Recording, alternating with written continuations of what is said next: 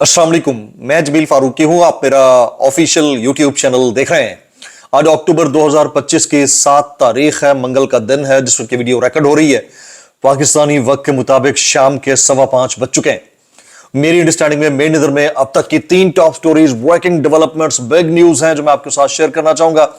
सबसे पहली और बड़ी खबर अडियाला से, जिसके मकीन यानी 25 करोड़ अवाम के मुर्शिद यानी कप्तान यानी कैदी नंबर 804 यानी इमरान खान के नजरिए मंशूर, उनके मिशन रिहाई, हकीकी आजादी का मामला है। और अब आप जरा इमेजिन कीजिएगा आप किसी जेल के अंदर हो, आपको कैदो बंद की सौबतें बर्दाश्त करते हुए कमोबेश 2-2.5 साल का अरसा हो गया हो।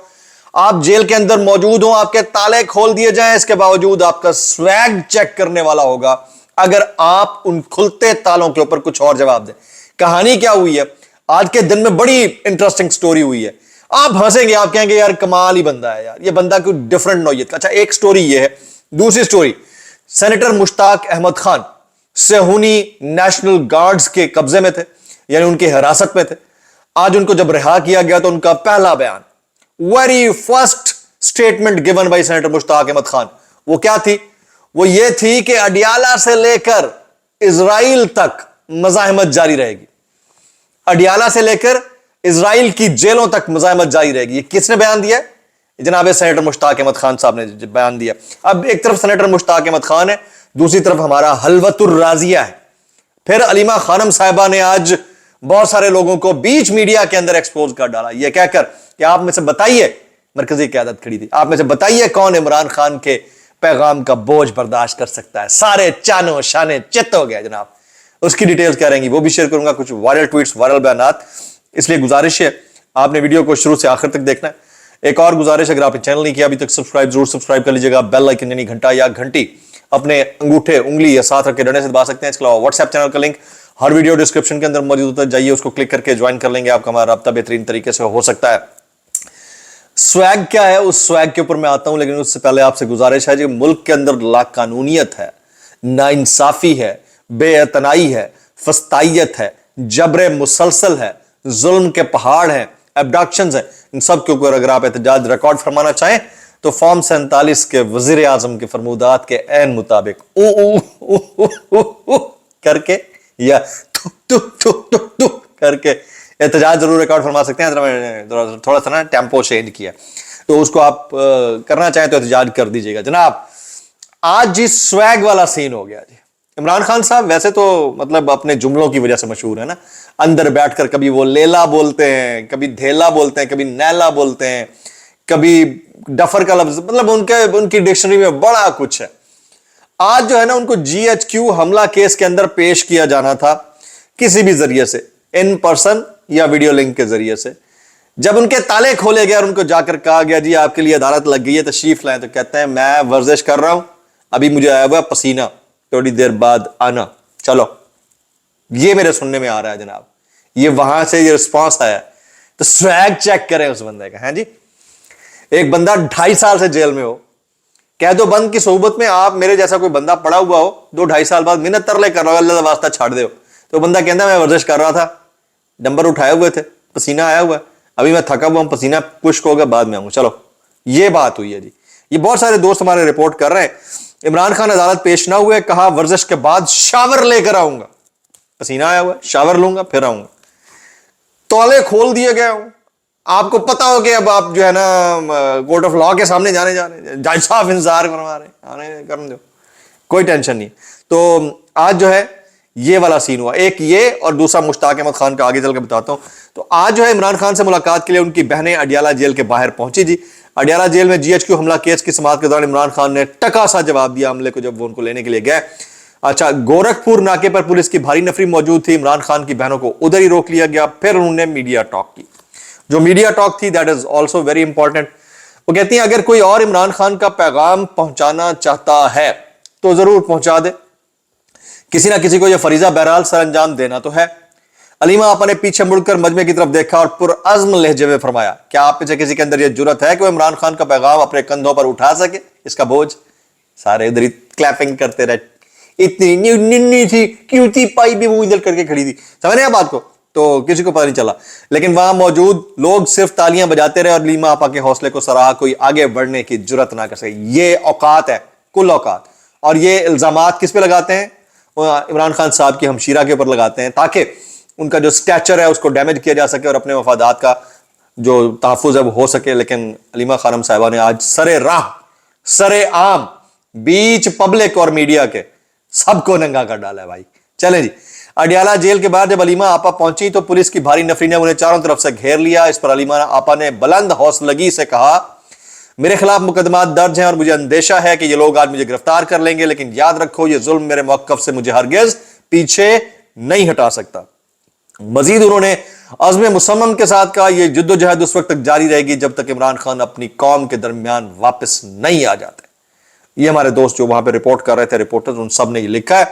پھر علیمہ خانم نے کہا کہ اگر سسٹم عمران خان سے انصاف نہیں کر سکتا تو کسی سے بھی نہیں یہ کر سکتا، یہ نظام یا تو ٹھیک ہوگا یا ڈھیر ہو جائے گا۔ ایک ان کا نظام ہے، ایک اللہ کا نظام ہے، اور وہی ہوتا ہے جو اللہ تعالیٰ چاہتا ہے، اور جس کو لگتا ہے کہ وہ نہیں ہوتا وہ اپنے دماغ کا چیک اپ کرا لے۔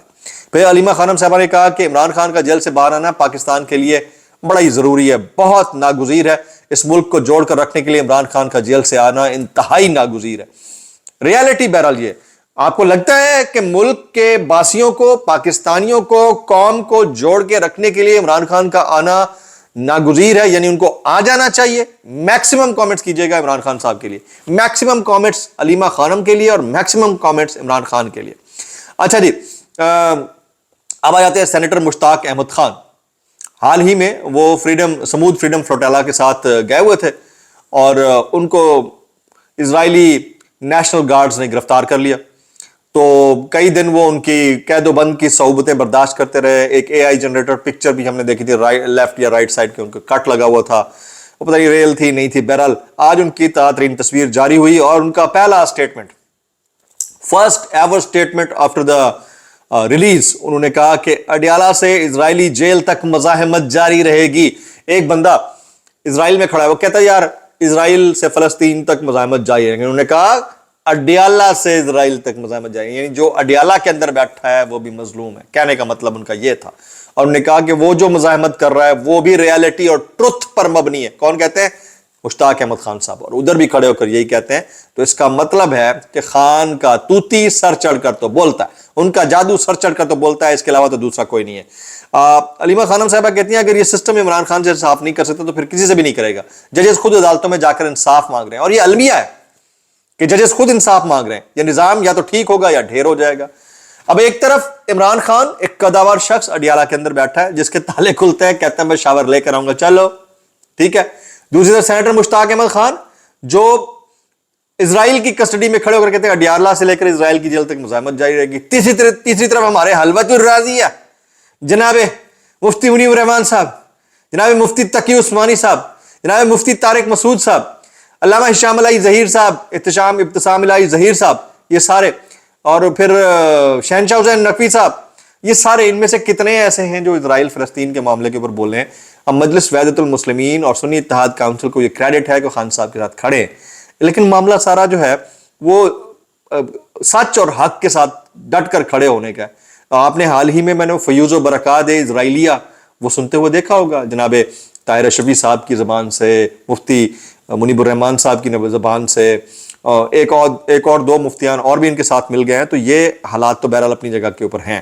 تو مولویان کرام کیا کر رہے ہیں؟ اور جو آج علیمہ خانم صاحبہ نے کہا کہ کون برڈن اٹھا سکتا ہے، برڈن عمران خان صاحب کے پیغام کا ان کی فیملی اٹھا سکتی ہے، یا ان کی بہنیں عظمیٰ خانم، نورین خانم اور علیمہ خانم، یہ اٹھا سکتی ہیں، اکلوتا بھائی ہے۔ اور میرے خیال میں دنیا میں بہت، ویسے تو بہنیں جان نشاور کرتی ہیں ہر بھائی کے اوپر، بہت کم ایسی بہنیں دیکھی ہیں جو روزانہ کی بنیاد کے اوپر اپنا فیول جلا کر، اپنا مائنڈ آئل جلا کر، ہر لحاظ سے خون جلا کر اڈیالہ کے باہر پہنچی ہوتی ہیں۔ قسم خدا دی اگر میریاں بھی پیڑا ہوں نا چھڑ کے چلی جانی سی، یہ بہت اعلیٰ کام کر رہی ہیں۔ میں مطلب یہ ریالٹی کی بات ہے، آپ خود اپنا کوئی کیس دیکھ لیں اپنی فیملی کا، سارے چھوڑ جاتے ہوتے ہیں، بہن، بھائی، بیوی، بچے، سب۔ تو آخر میں بہرحال hats off to all these ladies. پھر یا اگر کوئی اور برڈن اٹھا سکتا ہے تو اس میں ایک تو وہ ہو سکتی ہیں جمائمہ خانم صاحبہ، قاسم خان صاحب اور سلیمان خان صاحب، اور پھر اوورسیز پاکستانی جس میں یہ زلفی بخاری صاحب شامل ہیں, شہباز گل صاحب, باقی لوگ. کچھ وائرل بیانات اس ڈسکلیمر کے ساتھ. اگر آپ کو میری بات بھی لگتی ہے تو معذرت, زیادہ لگتی ہے, انتہائی معذرت, اور زیادہ لگتی ہے سانو کی کیسے کر لیتے ہو یار. یہ D G I S P R کا سٹیٹمنٹ ہے کہ مارکہ حق میں بھارت ہمارا کوئی بھی طیارہ نہیں گرا سکا. مجھے جو سچ ہے نا وہ سر چڑھ کر بولتا ہے. تو پاکستان نے جو کلیم کیا تھا جس وقت ہم نے 6 طیارے گرائے تھے انڈیا کے, اس کے اوپر انٹرنیشنل سیٹلائٹس کے ذریعے امیج جاری کرنے والی یہ انٹرنیشنل فورسز تھی, یو ایس اے. باقی تو انڈیا کو تو چاروں شانے چت ہونا پڑا, منہ کی اپنی کھانی پڑی. آج انڈیا کہہ دے جی 5 کی جگہ 15 کہہ دے ہم نے گرا دی, انڈیا کی کون مانے گا؟ تو میرا خیال میں جہاں آپ کا اسٹیٹ انٹرسٹ کی ضرورت ہوتی ہے نا, وہاں آپ 100% جو ہے نا دشمن کے دانت کھٹے کر دیں سارے مل کر. اس میں دوسری کوئی بات نہیں. اور یہ بالکل صحیح بات کر رہے ہیں کہ ہمارا کوئی طیارہ نہیں, انہیں کے گرے ہیں 6 کے 6. اچھا جی, عارف حمید بھٹی صاحب کہتے ہیں حکومتی ناکامیوں, بڑھتی کرپشن اور عمران خان کی بڑھتی مقبولیت کی وجہ سے پیپلز پارٹی اور مسلم لیگ نون کی لفظی گولہ باری کی نئی حکمت عملی سے عوام کو بیوقوف بنانا ناممکن ہے. جناب یہ جو کچھ ہو رہا ہے نا, یہ میں نے پہلے بھی آپ کو کہہ دیا تھا, اینو تساں ٹوپی ڈرامہ ہی سمجھنا, اور یہ فکس میچ کا ایک راؤنڈ ہے اور اس کو آپ ایسے ہی سمجھیے گا.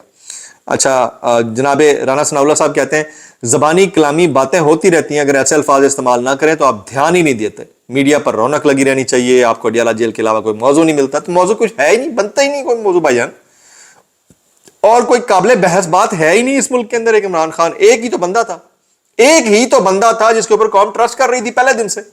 باقی تو سب کو پتا ہے کہ سب چور ہیں. یہ منیب الرحمان صاحب, منیب فاروق صاحب کیا کہتے ہیں؟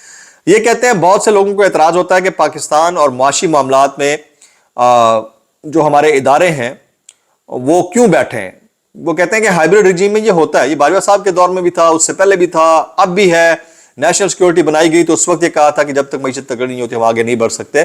تو شہباز شریف نے اسے بہت سیلیبریٹ کرتے ہیں کہ یہ بہت اچھا ہو رہا ہے, ملک ترقی کر رہا ہے. یہ سر جی تو ترقی کر رہا ہے, اس ترقی کی ڈیٹیل میں اگر ہم جائیں نا تو ہم پھنس جائیں گے, آپ بھی پھنس جائیں گے. ہمیں پتہ ہے کہ کس طرح سے ترقی کر رہا ہے ملک. ایک آدھ دفعہ جرمانے لگا کے ترقیاں ہو جانے سے کچھ فرق نہیں پڑتا. آپ دیکھیں آپ کی ایکسپورٹس کا لیول کیا ہے اس وقت, کتنا ہی ملٹی نیشنل کمپنی آپ کا ملک چھوڑ کر جا رہی ہے, کسی کو سمجھ نہیں آیا. میں اتنا کہنا چاہوں گا کیسے کر لیتے ہو یار. عمران ریاض کہتے ہیں کہ میں ایک بار پھر بتا دیتا ہوں کہ جب مجھے 2024 میں سوال سے اٹھانے کے لیے لوگ آئے تو ان کے ساتھ KPK کے سرکاری ملازمین بھی تھے. بہت پہلے کہہ چکا ہوں کہ گرفتاری یا اغوا سے بچنے کے لیے کوئی بھی KPK حکومت پر بھروسہ نہ کرے. That's a reality. ورنہ کل صنم جاوید خان نہ وہاں سے پکڑی جاتی ہیں, اور اس سے پہلے بھی ان کی گرفتاری, کچھ لوگوں کی گرفتاری KPK سے ہوئی ہے. میکسیمم کامنٹس کیجیے گا. علیمہ خانم صاحب, عمران خان صاحب کے لیے دعاؤں میں یاد رکھیے گا. السلام علیکم ورحمۃ اللہ وبرکاتہ.